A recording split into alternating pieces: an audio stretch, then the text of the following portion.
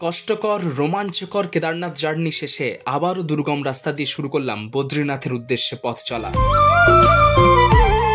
ভয়ঙ্কর রাস্তার মাঝে মাঝেই মনোমুগ্ধকর প্রাকৃতিক সৌন্দর্য, তারই সঙ্গে প্রথমবারের জন্য সাক্ষী হলাম পাহাড়ের জ্যামের। এই পাহাড়ের ওয়েদার আলাদাই, দেখতে পাচ্ছেন রোদ রয়েছে এবং বৃষ্টিও কিন্তু চলছে। কেদারনাথ বাবার মন্দির যাওয়ার রাস্তার থেকেও 3 গুণ ভয়ঙ্কর বদ্রীনাথ মন্দির যাওয়ার রাস্তা। আশেপাশের ভিউটা আপনারা দেখতেই পাচ্ছেন, হাড় হিম করা এক একটা টার্নিং। মাথা খারাপ এই জোনটা শুধু দেখুন, ওই পাহাড়টা যদি একটু এদিক ওদিক হয়ে যায় কি হবে বুঝতে পারছেন তো। ডেঞ্জারাস ট্র্যাক, ডেঞ্জারাস রাস্তা ছিল যতটাই ডেঞ্জারাস, মন্দির প্রাঙ্গণ কিন্তু ততটাই ঝাঁ চকচকে ব্যাপার স্যাপার, জাস্ট আলাদা লেভেলের ভিউ লাগছে। কিন্তু ফাইনালি দীর্ঘ জার্নি কমপ্লিট করে কেদারনাথ থেকে পৌঁছে গেছি বদ্রীনাথ মন্দির প্রাঙ্গণে। কেদারনাথ থেকে বদ্রীনাথের হাড় হিম করা জার্নি এক্সপিরিয়েন্স শেয়ার করছি তোমাদের সকলের সঙ্গে। শুরু করছি ধারাবাহিক পর্বের 5th এপিসোড বদ্রীনাথের পথে। তোমরা দেখছো মজার ভ্লগ মানে এক্সপ্লোর অ্যান্ড এনজয়। আগের পর্বে কেদারনাথ মন্দিরের অপরূপ সুন্দর প্রাকৃতিক সৌন্দর্য তুলে ধরেছিলাম তোমাদের সকলের জন্য। ঘুরে বেরিয়েছিলাম মন্দিরের চারিপাশে, তুলে ধরেছিলাম অনেক অজানা তথ্য।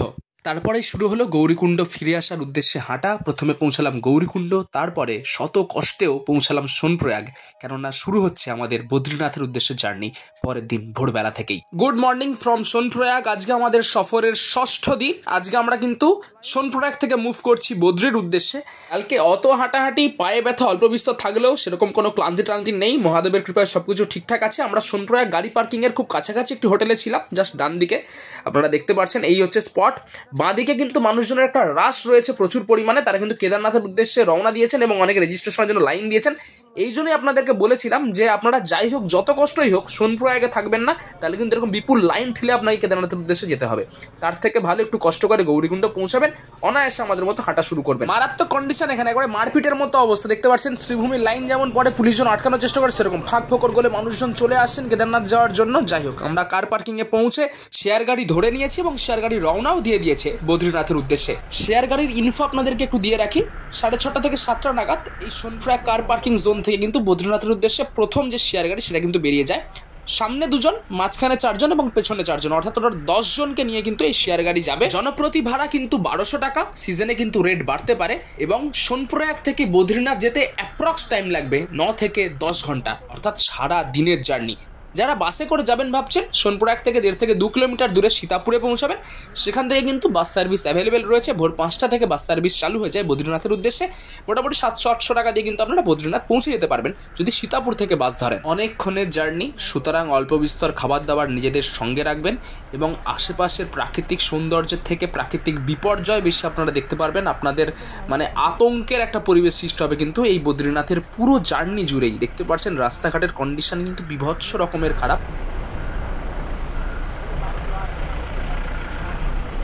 কেদারনাথ দর্শন শেষ করে আমরা কিন্তু পাহাড় বেয়ে এখন আবার নিচে নামবো, তারপর আবার নতুন পাহাড়ের ওপরে কিন্তু উঠবো। সুতরাং এই মেঘের খেলা, রাস্তার আঁক বাঁক, কখনো রোদ কখনো বৃষ্টি, সবকিছু উপভোগ করতে করতে কিন্তু এগিয়ে চলেছি বদ্রীনাথের উদ্দেশ্যে। তবে যাত্রা সবে শুরু, এখনো অনেক পথ চলা বাকি।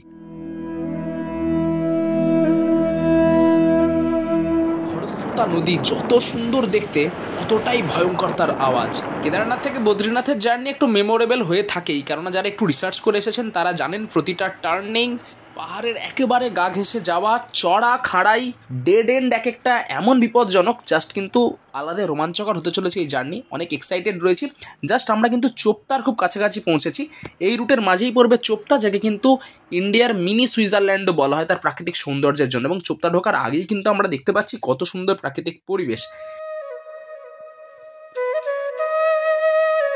চোপতার এই ওয়েদারটা কিন্তু সত্যি একটু খামখেয়ালি ওয়েদার, ভালোই ঠান্ডা লাগছে এখানে। সূর্যের রোদও মাঝে মাঝে উঠছে, কিন্তু পরিবেশ যখন তখন এরকম ঠান্ডা একটা আবহাওয়া তৈরি হয়ে যাচ্ছে। গাড়ি ঘুরছে একবারে, মোটামুটি শরীরটা বেশ খারাপই লাগছিল এই সময়। পাহাড়ি রাস্তায় একেবারে দেখতে পাচ্ছেন গাড়ির কনভয়ের মতো আমরা এগিয়ে যাচ্ছি। সামনের সবকটা টয়োটা এবং আমাদের পেছনে শেয়ার গাড়ি, জাস্ট আলাদাই দেখতে লাগছে। কিন্তু পাহাড়ি প্রতিটা জিনিসই একটা মনোমুগ্ধকর ব্যাপার, তার মধ্যে থ্রিল রয়েছে, সাসপেন্স রয়েছে, কি হতে পারে কি না হতে পারে। এবং চোপতা তুঙ্গনাথ মন্দির, যেটা কিন্তু আমাদের এবারে ঘোরার মধ্যে ইনক্লুড রয়েছে, আমরা কিন্তু ঘুরবো।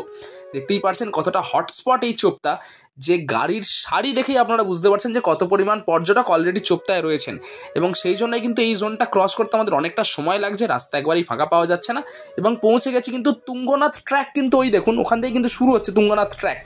চোপতার এই তুঙ্গনাথ ট্র্যাক অর্থাৎ সর্বোচ্চ শিবলিঙ্গ দেখার জন্য কিন্তু মানুষজন এই ট্র্যাকটা প্রচণ্ড ফেমাস। হ্যালো দাদা, হ্যালো, কলকাতা থেকে অনেকেই এসেছেন, বাংলায় কথা বলতে শুনে অনেকেই কিন্তু কথা বললেন, অনেক ধন্যবাদ। ওভার ক্রাউডেড জায়গা, ওভার ক্রাউডেড, আজই কিন্তু আমাদের এখানে নেমে গেলেও হতো, কেননা এইখানে আমরা কিন্তু আবার ফিরে আসবো।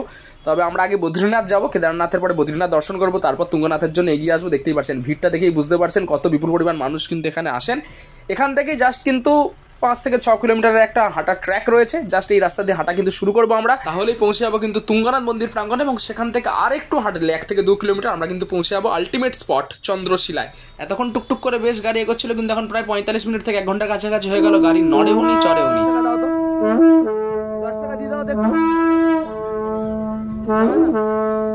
ভেপুর মতো বাঁশি বাজাচ্ছে, কিন্তু এটা কিন্তু আলাদা ইউনিক জিনিস, দারুণ সুন্দর সাউন্ড বেরোচ্ছে। প্রায় 1.5 ঘন্টার কাছাকাছি পরে কিন্তু আমাদের গাড়ি একটু নড়েছে। স্থানীয় পুলিশ প্রশাসন, মানুষজন কিন্তু এই গাড়ি পাস করতে অনেক হেল্প করেছেন। অ্যাকচুয়ালি গাড়িগুলো যেখানে সেখানে পার্কিং, এবং এপাশ ওপাশ থেকে গাড়ি, যেহেতু ওয়ান ওয়ে রাস্তা বুঝতেই পারছেন। যাই হোক, পাহাড়ি জ্যামটাও দেখে নিলাম ভাই লোক, পাহাড়ি জ্যাম, মাথা খারাপ পাহাড়ি জ্যাম। অনেকক্ষণ পর কিন্তু গাড়ি ফুল ফর্মে ছুটছে, মেঘ সরিয়ে রোদ ফুটে উঠেছে, এবং আশেপাশে প্রাকৃতিক সৌন্দর্য, আকাশের কন্ডিশন জাস্ট কিন্তু অভাবনীয় সুন্দর, অভাবনীয় সুন্দর। চোপতা তুঙ্গনাথ মন্দিরকে আপাতত বিদায় জানিয়ে আমরা এখন এগিয়ে যাচ্ছি কিন্তু ফাইনালি বদ্রীনাথ মন্দিরের উদ্দেশ্যে। 1.5 ঘন্টা অলরেডি লেট, জানি না কখন পৌঁছাবো। কিছু ব্রেকফাস্ট কিছু করা হয়নি এখনো, চলুন যাওয়া যাক, সব আপডেট দিচ্ছি আপনাদেরকে।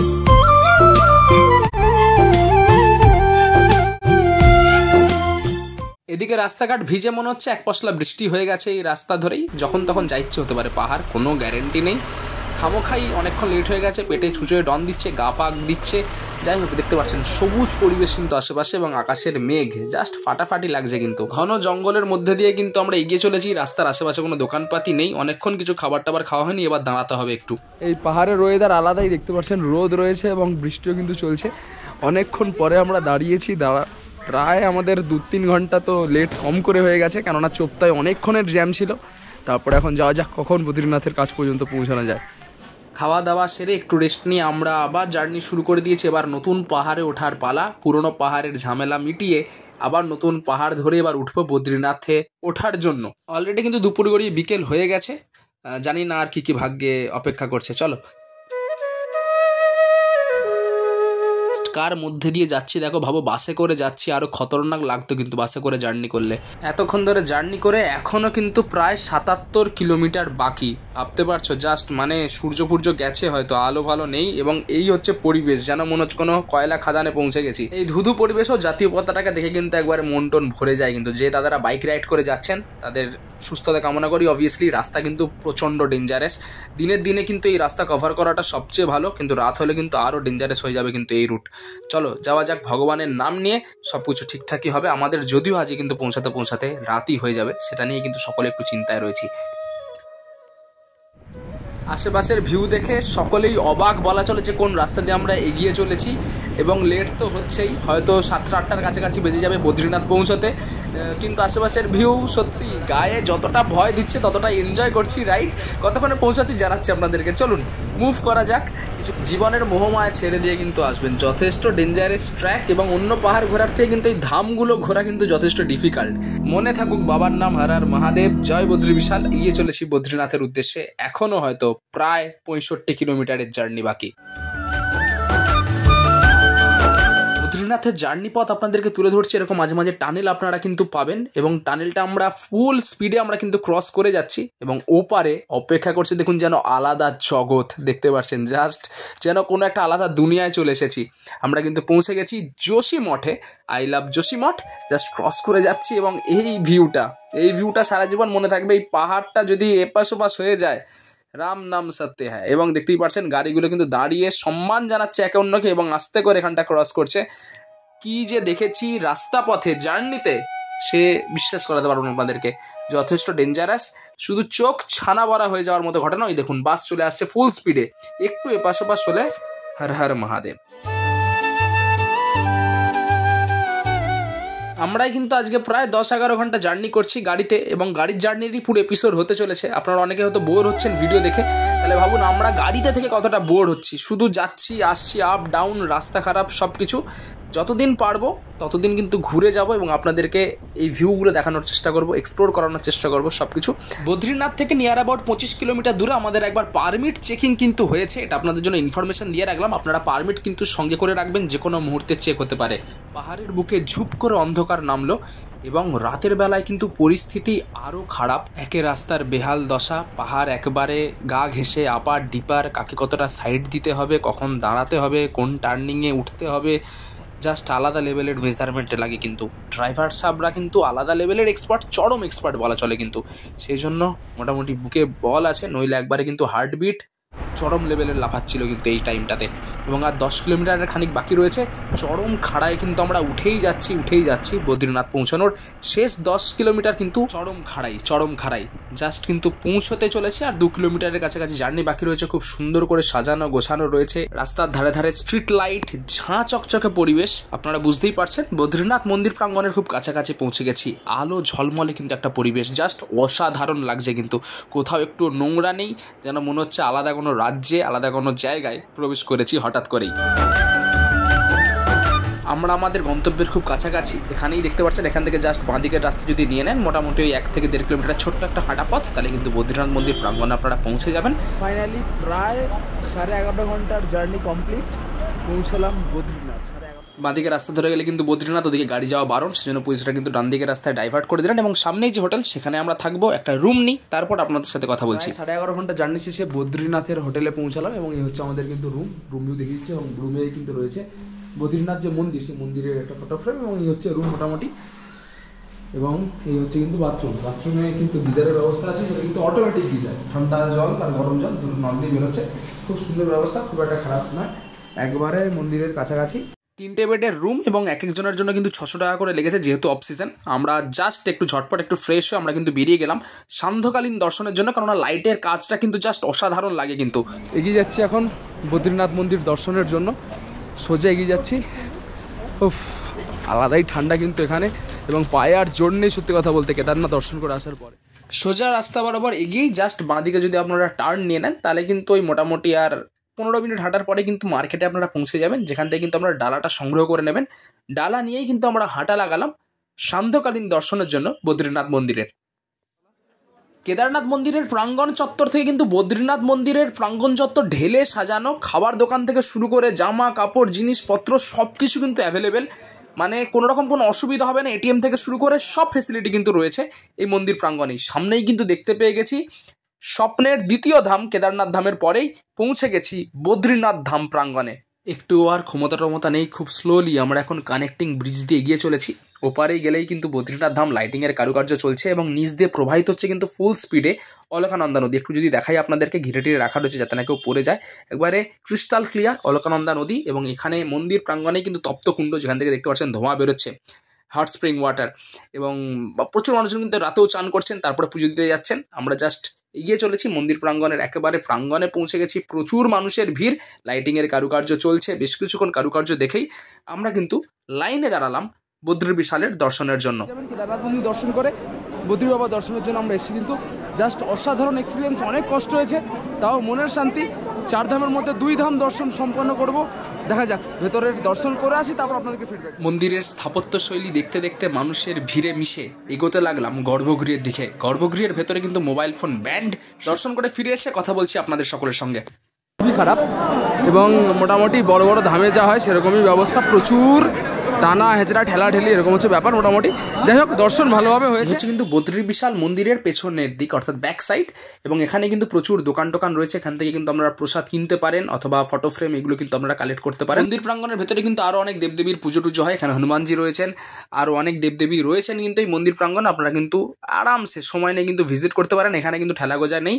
সবচেয়ে বেশি ঠেলাগোজা এই দেখুন স্পটে। শুধু আপনার অবস্থাটা দেখুন, একটু দেখানোর চেষ্টা করলাম রিয়েলিটি। এরকম ধাক্কা ধাক্কি শ্রীভূমির মতো লাইন, আবারও বলছি, চলছে কিন্তু রাশ চলছে। কিন্তু যদি এখন অফ সিজন, তাতে যদি এই অবস্থা হয় সিজনে, তাহলে কি অবস্থা হয় আপনারা নিজেরাই ভেবে দেখুন। এইরকম করে কিন্তু চলছে দর্শন। বদ্রী বিশালের দর্শন শেষে বদ্রীনাথ মন্দির প্রাঙ্গণ অনেকক্ষণ দাঁড়িয়েছিলাম, দেখলাম লাইটিংয়ের অপরূপ সুন্দর কারুকার্য, আপনাদের সকলের জন্য তুলে ধরলাম। সেই ভিউ।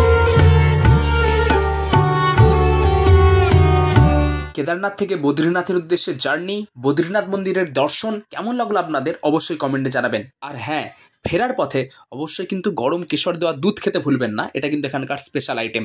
দেখা হচ্ছে পরের পর্বে খুব তাড়াতাড়ি। আজকে বদ্রীনাথ মন্দিরের আশেপাশের বেশ কিছু দর্শনীয় স্থান ঘুরে দেখব। প্রথমেই পৌঁছে যাব মানা গ্রাম, ভারতের প্রথম গ্রাম, একবারে ছবির মতো ঝাঁ চকচকে।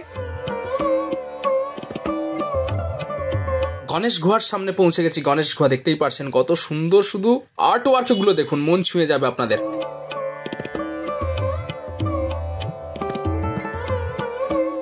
ভারতবর্ষের একমাত্র যে স্পট থেকে সরস্বতী নদী দর্শন করা যায় তার দর্শন করাবো আজকের পর্ব জুড়ে। পাহাড় থেকে নামতে গিয়ে পায়ে মোচড় খেয়েছি একটা ছোট্ট করে, কিন্তু এত সুন্দর প্রাকৃতিক পরিবেশে সত্যি নিজেকে আটকে রাখতে পারবেন না, আলাদাই সুন্দর জায়গা। পরবর্তী এপিসোড বদ্রীনাথ দর্শন আসছে আপনাদের সকলের জন্য।